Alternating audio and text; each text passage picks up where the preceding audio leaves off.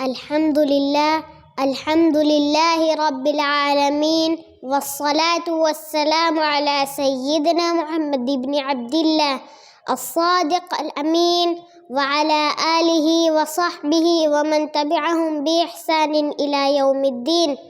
أما بعد، فسعادة رئيس الحفلة وسيادة عميدة الجامعة والطالبات الحاضرات، السلام عليكم ورحمة الله وبركاته.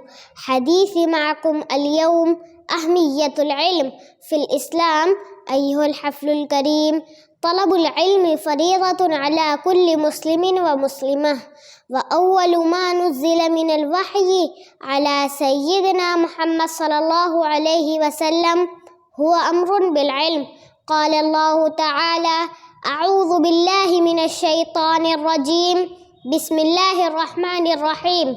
اقرأ باسم ربك الذي خلق، خلق الإنسان من علق، اقرأ وربك الأكرم.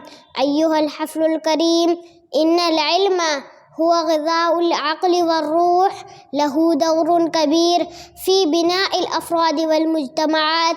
العلم هو صاحب الفضل في الرقي والتطور، كما أن العلم لعب دورا عظيما في سعادة الإنسان وفلاحه ونجاحه في الدنيا والآخرة. العلم نور الحياة وسبيل الخير والرفعة للفرد والأمة.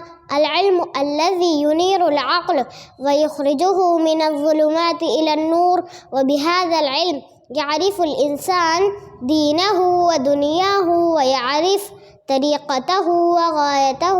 ولقد حثنا الإسلام على العلم. قال الشاعر: العلم يرفع بيتا لا عماد له، العلم يرفع بيتا لا عماد له، والجهل يهدم بيت العز والشرف. وآخر دعوانا أن الحمد لله رب العالمين.